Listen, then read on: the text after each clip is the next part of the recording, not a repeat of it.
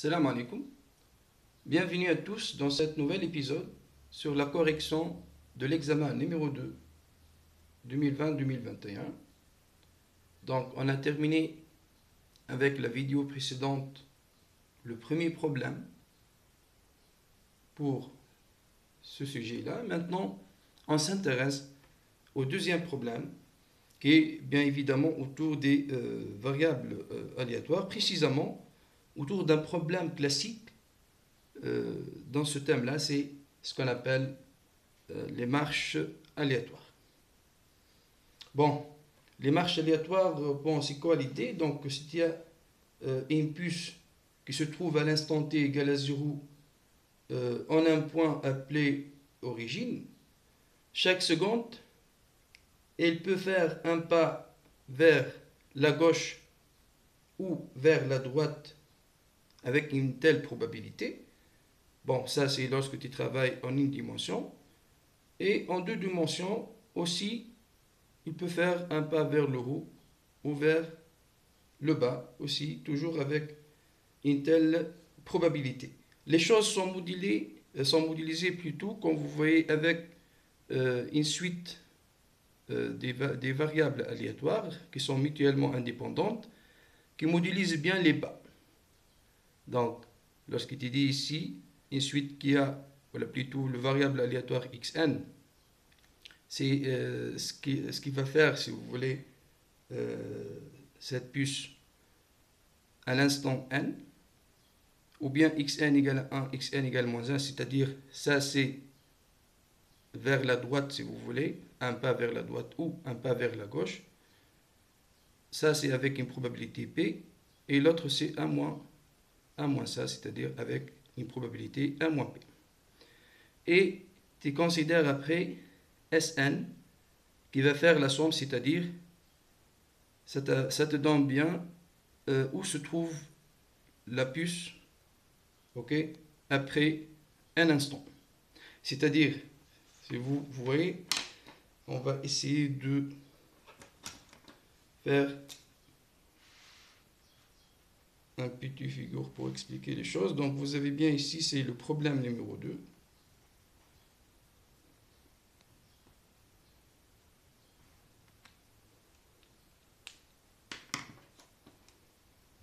Donc je considère bien. Donc c'est modélisé, si vous voulez, c'est comme si la droite réelle. Ça c'est l'origine. Ça c'est le 1, 2, ainsi de suite. Ainsi de suite.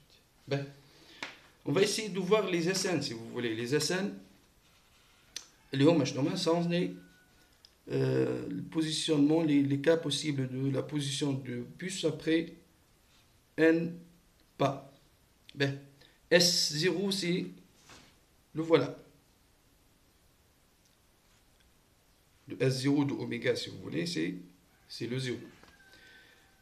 Sn c'est égal à x1. Ok, x1 est là deux valeurs, ou bien 1 ou elle moins 1.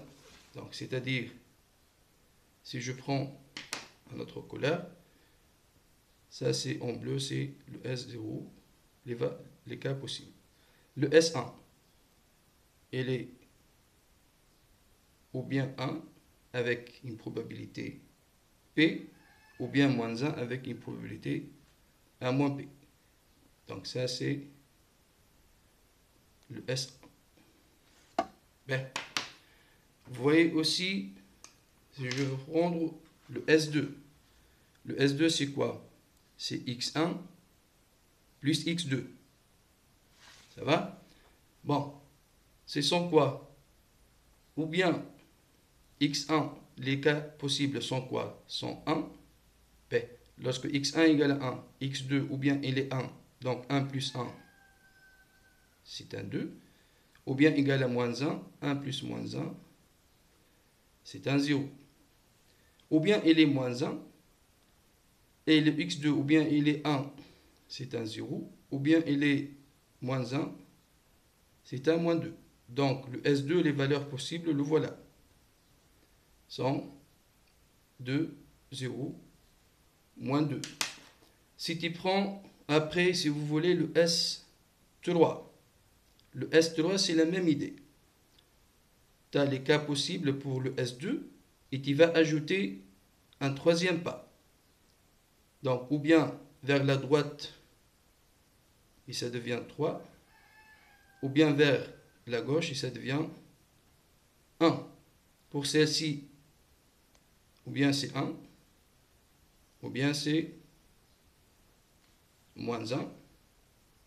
Et pour celle-là, ou bien c'est moins 1, ou bien c'est moins 3. Et celle-ci, ça te donne les valeurs possibles de S3, ainsi de suite. Donc j'espère bien que l'idée est claire. Toujours, tu vas compter les cas possibles pour lorsque tu ajoutes un pas vers la droite ou un pas vers la gauche. Et à chaque fois, tu as bien cette pas donc, avec une telle probabilité. Bien sûr, la droite, c'est avec une probabilité 1, plutôt P, et l'autre, c'est 1 moins P. Donc, nous voilà l'idée de les marches aléatoires. Bon, il faut dire que les marches aléatoires modélisent de nombreux phénomènes physiques. Ainsi, Brown puis Einstein, en 1905, ont décrit de cette façon le mouvement brownien, la plus célèbre et la plus utilisée de marches aléatoires. Ok? Il y a aussi le célèbre théorème de Polya qui assure que la marche aléatoire finit par repasser presque sûrement, si vous voulez, par l'origine. Déjà, ça, c'est le but de ce problème-là. On va démontrer ça, si vous voulez, dans la troisième ou la quatrième partie. Ok? Mais commençons alors l'idée. Donc, vous avez bien, comme vous voyez, xn, suite des variables aléatoires dans un espace probabilisé, mutuellement indépendantes, ok, qui suit bien la même loi. Donc, le voilà. La loi où xn égale à 1 avec une probabilité p, et l'autre c'est le 1 moins p, donc deux valeurs. On pose Sn qui compte, si vous voulez, les choses après n pas. Et Un, c'est la probabilité de Sn égale à 0. Ok, donc déjà vous voyez, déjà S0 est égal à 0, donc ça c'est toujours nul. S1, déjà n'admet pas des images en 0, donc c'est déjà ou bien 1 ou bien moins 1. S2, il existe des zéros dans leur image. S3, non. Et vous voyez que les choses, c'est avec la parité, on va démontrer ça. Ben, le voilà, de telle sorte que U0 est égal à 1, donc ça c'est déjà clair. Hein? D'accord? Commençons par la première partie, donc partie 1.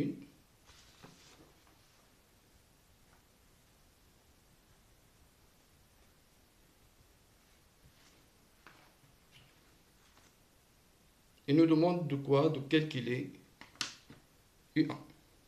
Donc U1, c'est-à-dire c'est P2 S1 égale à 0. S1, c'est qui? C'est X1. Donc, premièrement, U1 égale la probabilité de S1 égale à 0. Ça, c'est la probabilité de X1 égale à 0. Et ça, c'est égal à évidemment 0 parce que déjà, X1 de oméga, il y a M1 et M-1. On n'admet pas, bien sûr, des images en 0. Ça va? Ben. Il nous demande aussi le I2. Le I2, c'est la probabilité de S2 égale à 0. هذه هي S2 إجماع. Donc, vous voyez trois images, y compris S2 égale à 0. Ça, c'est S2 égale à 2 et S2 égale à moins 2. Ça va? Ben, I2, c'est P de S2 égale à 0. Ça, c'est égal P de X1 plus X2 égale à 0. C'est bon? Comment tu calcules, si vous voulez, cet événement-là? Bon, tout simplement, tu vas voir cet événement en tant que réunion de deux événements, si vous voulez. Donc ça, c'est égal la probabilité 2. Donc tu as bien deux possibilités. Ou bien x1 égale à 0 plutôt est égal à 1, virgule, x2 est égal à moins 1.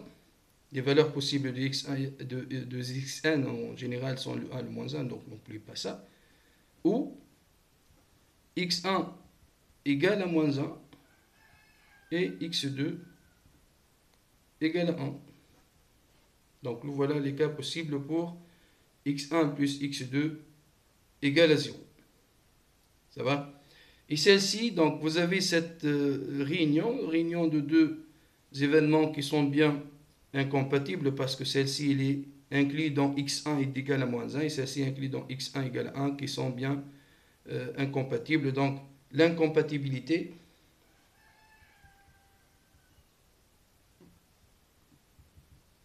te donne que c'est égal au somme de probabilités. Donc c'est P de x1 égale à 1, x2 égale à moins 1, plus P de x1 égale à moins 1, x2 égale à 1. Maintenant, P de x1 égale à 1, x2 égale à moins 1, c'est égal à quoi? C'est égal au produit de probabilité. Pourquoi? Parce que x1 et x2 sont indépendantes, vu que la suite, c'est une suite des variables qui sont mutuellement indépendantes. Donc ça, c'est égal à l'indépendance. Qu'est-ce qu'il te donne? Il te donne que ça, c'est égal à P de x1 égale à 1 fois P de x2 égale à moins 1 plus x1 égale à moins 1 fois P de x2 est égal à 1. Et tu remplaces, donc tu as bien ici, d'après les données, la probabilité de x1 égale à 1, c'est égal à P. Et l'autre, c'est 1 moins P. Et ça, c'est de même aussi, ça fait 1 moins P fois P. Donc, c'est-à-dire, c'est égal à 2 fois cette quantité. C'est bon? Donc, ça, c'est concernant la première question. Dans la deuxième question, il te dit bien que de vérifier que I 2N plus 1, P de S 2N plus 1 égale à 0, ça, c'est égal à 0 pour tout n. Deuxième question. On cherche bien le Z2N plus 1, donc pour les impairs, pour un certain n qui appartient à 1. Déjà, on a calculé ça pour n égale à 0, donc ça c'est égal à 0. Et vous pouvez voir les choses pour les impairs, donc les impairs, S1, S3 aussi. Donc vous voyez S1 ou S3 de oméga ne contient pas le 0. D'accord. Ben, ça, c'est égal à quoi? C'est la probabilité de S2N plus 1 égale à 0. Yani, c'est la probabilité de la somme de k égale à 1 jusqu'au 2N plus 1 de xk égale à 0. Ça va? Comment on montre que celle-ci, c'est nul, tout simplement? Donc, il suffit de voir l'événement. On prend cet événement. L'événement, la somme de k égale à 1 jusqu'au 2n plus 1 de xk égale à 0. Et je ne sais pas, donc pour cet événement, on va essayer de simplifier, si vous voulez, la caractérisation de cet événement. Donc, oméga appartient à cet événement si seulement si quoi? Si seulement si la somme de k égale à 1 jusqu'au 2n plus 1 de xk de oméga égale à 0. Ça va? Ben, pour un k appartient à l'intervalle entier 1, 2n plus 1. Le xk d'oméga, il a deux valeurs possibles. Ou bien c'est égal à 1, ou bien, donc n'oubliez pas que toujours le xk de oméga, c'est un entier qui est égal à plus ou moins 1. Ça va? Ben, c'est-à-dire, on va, pour cette somme-là, la décomposer sur deux sommes, c'est-à-dire la somme de k telle que xk de oméga est égal à 1, de xk de oméga, plus la somme sur k telle que le xk de oméga est égal à moins 1 de xk de oméga. Cette somme est égale à 0. Autrement dit, combien il y a bien sûr des entiers ici? Vous avez 2n plus 1 entier. Un nombre n1 des entiers tel que le xk de oméga est égal à 1, donc je le regroupe, et un nombre c'est égal à moins 1 l'image بتاعه, je le regroupe زاد كيف كيف مع بعض. Ça va? Donc, les xk de oméga dans cet ensemble-là, ça vaut combien? Ça vaut bien toujours ici 1. Donc, tu décomposes hein, ces entiers-là. Et ici c'est toujours c'est égal à moins 1. Bon, finalement, c'est égal à un tel nombre, c'est égal à n1. Ok? 1 plus 1 plus 1, bien sûr, le cardinal de cet ensemble-là, plus moins 1, moins 1, moins 1 fois le cardinal de cet ensemble-là. Les cas tels que xk de oméga est égal à moins 1. Donc, c'est égal à n1 moins n2. N'est-ce pas? Avec n1, هو le cardinal avec n1, هو le cardinal de l'ensemble K tel que xk de oméga est égal à 1. Ou kiff kiff le n2. Bon, en tout cas, n1 moins n2 égale à quoi? Égale à 0. Ça va?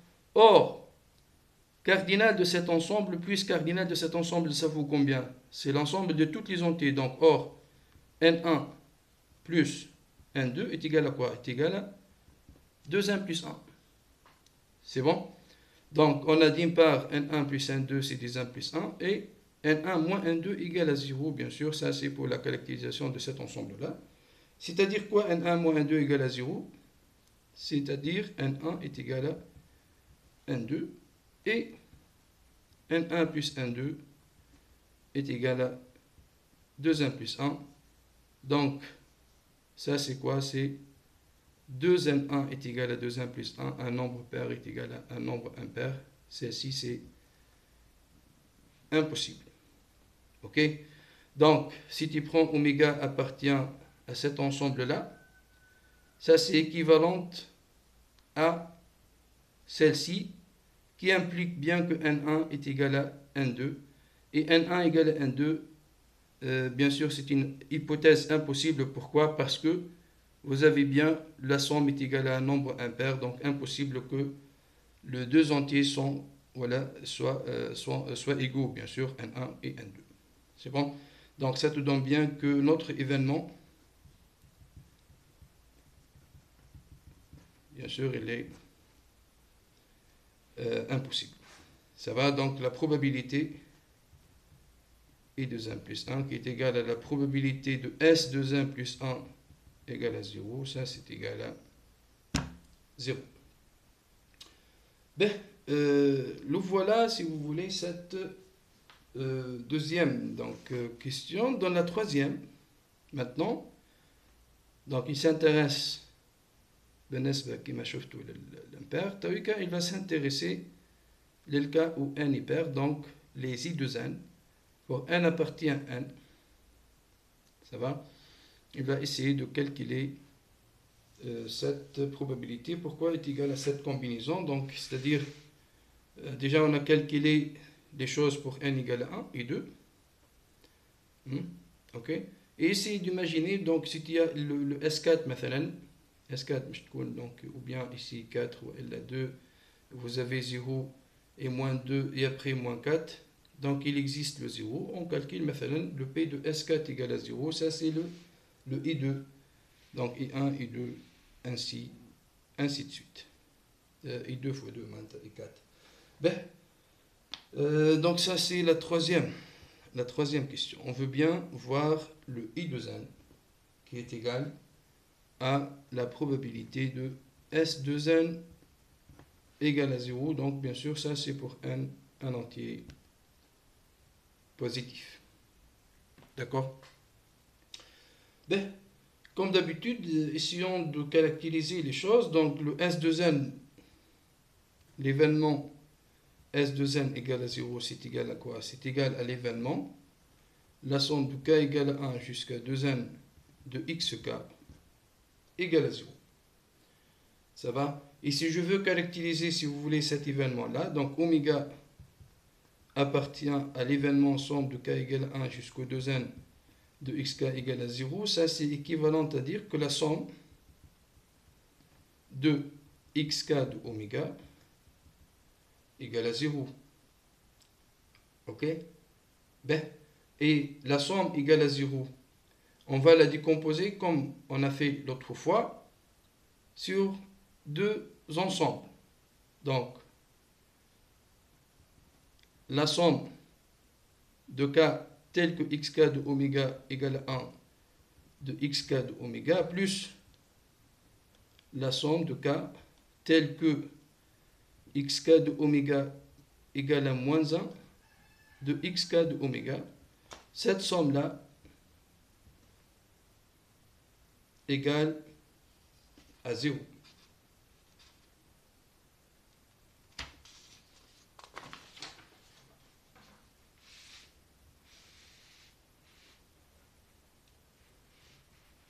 Ben, c'est-à-dire quoi? C'est-à-dire finalement, donc, lorsque tu as écrivé les choses sur 2, cela implique bien que, bon, si on considère, si vous voulez, N1 sur le cardinal de l'ensemble des entiers K, tels que xk de oméga égale à 1, et N2, le cardinal de l'ensemble des K, tels que xk de oméga est égal à moins 1. Donc, finalement, c'est égal à quoi? Voilà, ça implique bien quoi? Ça implique bien que N1 fois 1, donc N1 fois 1 moins N2 est égal à 0. Or, la somme des deux est égale à quoi? N'oubliez pas que c'est une somme de k égale à 1 jusqu'à 2n. Donc, l'ensemble des entiers, mais 1 de 2n, vous avez bien n1 plus n2 est égal à 2n. Ça va? La différence égale à 0, la somme égale à 2n, donc ça te donne que tu travailles bien avec n1 est égal à n2 est égal à 1. C'est bon?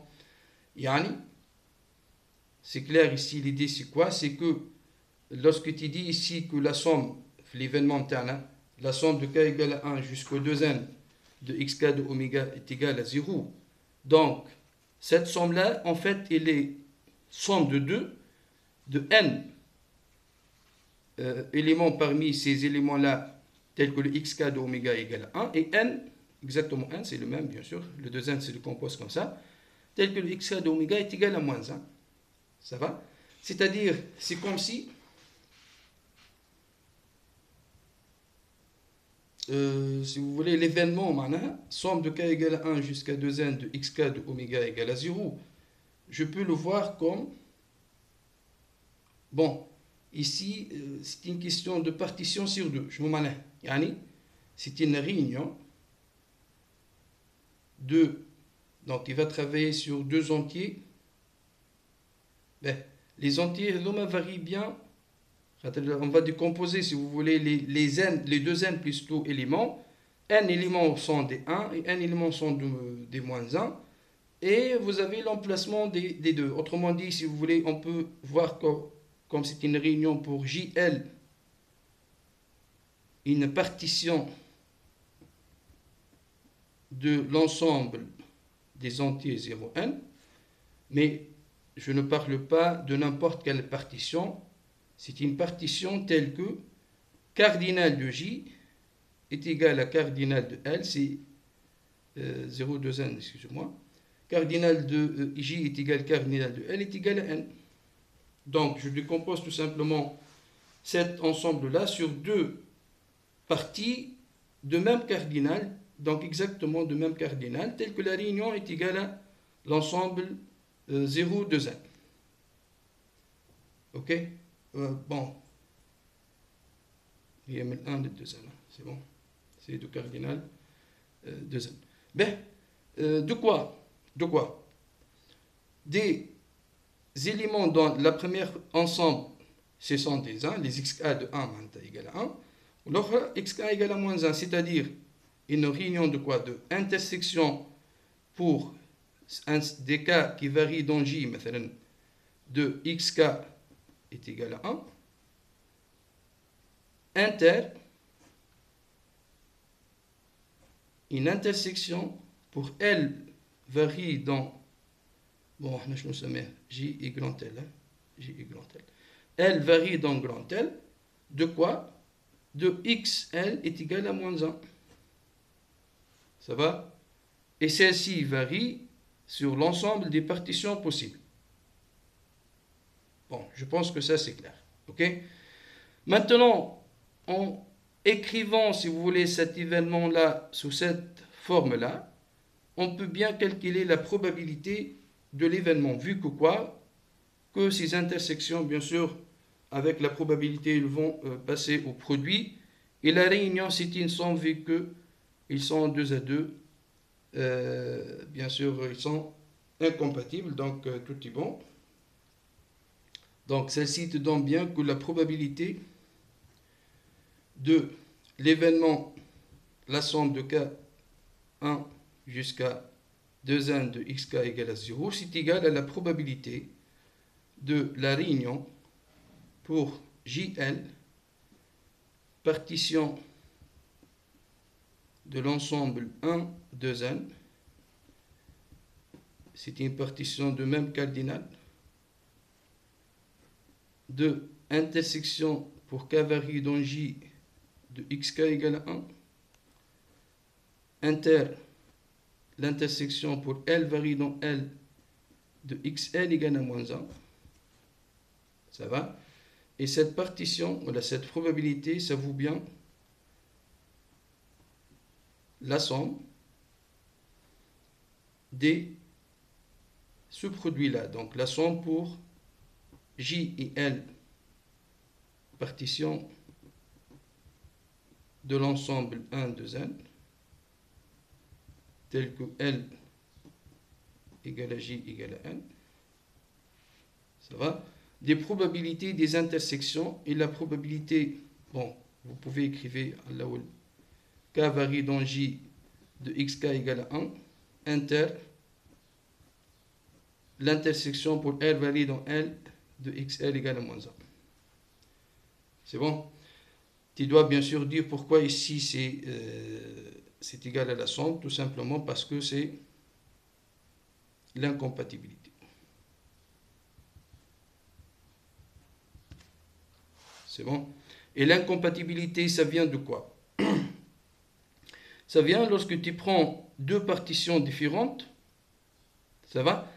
Il va exister, bien sûr, un cas ici, tel que xk est égal à, disons, 1, et dans l'autre partition, xk égale à moins 1. Et n'oubliez pas que toute cette intersection-là, elle est inclue dans l'une de ces événements-là, de xk, donc il inclut les xk égale à 1.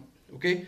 Donc, tu prends deux partitions différentes, il existe nécessairement, bien sûr, un cas tel que واحد في L والآخر في J, donc تبدلوا. C'est bon, il y a des partitions différentes. Tu vas faire la réunion sur l'ensemble de toutes les partitions. Tu prends deux partitions différentes. Il va exister un certain cas qui est dans, si vous voulez, donc tel que ici, il a été dans la première partition, la première partie de partition où les xk sont égales à 1, ou il fait xk égale à moins 1. Et le voilà, c'est-à-dire le même cas. La partition là où il y a 1 ou moins 1. Donc ça te donne bien ici que ça inclut dans le xk égale à 1 et l'autre dans le xk0 si vous voulez égal à moins 1. Et c'est bien évidemment les deux événements, ça te donne bien qu'ils sont incompatibles. Ben, l'incompatibilité, ça te donne la somme. Et après, vous avez bien ici la mutuelle indépendance. La mutuelle indépendance, la probabilité de n'importe quelle intersection, c'est égal au produit les xk. Voilà, les xn sont mutuellement indépendants. Donc ça égale par mutuelle indépendante est égal à cette somme. Et ça, c'est le produit. C'est bon? Le produit de quoi? Pour k varie dans J de probabilité de xk égale à 1 fois le produit pour L varie dans L de probabilité de xl est égal à moins 1. Ça va? Maintenant, cette somme, c'est tout simplement, c'est quoi? C'est l'ensemble, comme j'ai dit, des partitions sur 2. Donc, c'est comme si tu prends une partie de cardinal n d'une partie liée à 1 2n de cardinal 2n et tu fais tous les cas possibles. Cette somme, ça te donne combien? Ça répète la même quantité, les Hishné. Ce produit-là, ça te donne quoi? P de x1 égale 1, ça fait P. Pour produit pour k varie dans J. Mais J est de cardinal n. Donc, c'est-à-dire ça, c'est P puissance n. Et celle-ci, c'est combien? C'est 1 moins P puissance n. Ok? Ça répète combien de fois? C'est l'ensemble, si vous voulez, de quoi? Des partitions possibles, donc telles que L est de cardinal n et J de cardinal n, dans un ensemble, il y a 1 de n de cardinal de n. Donc, ça, c'est combien? C'est une combinaison de n parmi 2n. Et ça, c'est le I indice de n. Ça va?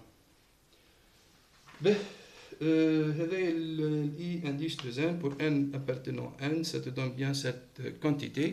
On va essayer de voir maintenant, dans la quatrième question, une méthode plus ou moins simple donc, pour vérifier les choses, pour arriver à la même quantité. Il y a le quatrième, donc il pose yn est égal à 1 plus xn sur 2.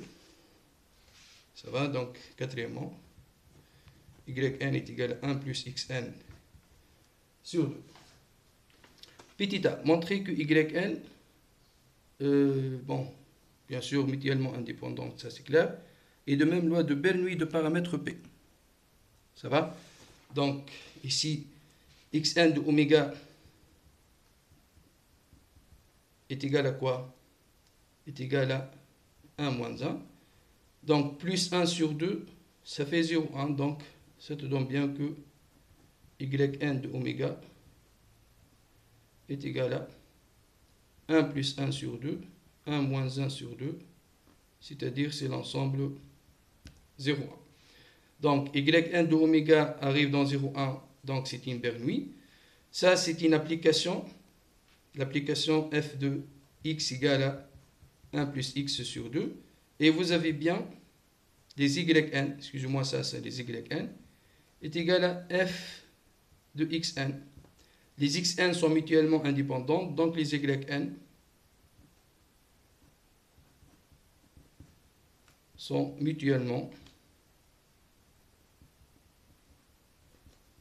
indépendants. Vu que les xn, bien sûr, sont mutuellement indépendants. Yn, vous voyez bien qu'arrive bien dans 0,1.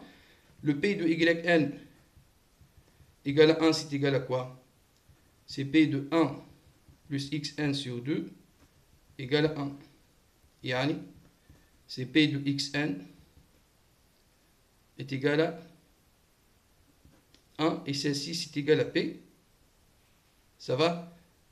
Donc, yn arrive dans cette quantité avec une probabilité p pour yn égale à 1, c'est-à-dire que yn suit bien la loi de Bernoulli de paramètre p. Donc, finalement, c'est une suite des variables mutuellement indépendantes et toutes vérifier, si vous voulez, la loi de Bernoulli. Ça va? On pose Zm c'est égal à la somme des ym. Donner la loi des Zm, donc ça c'est déjà, tu peux répondre à cette question directement. Ceci c'est le petit a, petit b. Y, voilà, Zm est égal à y1 plus ym est une somme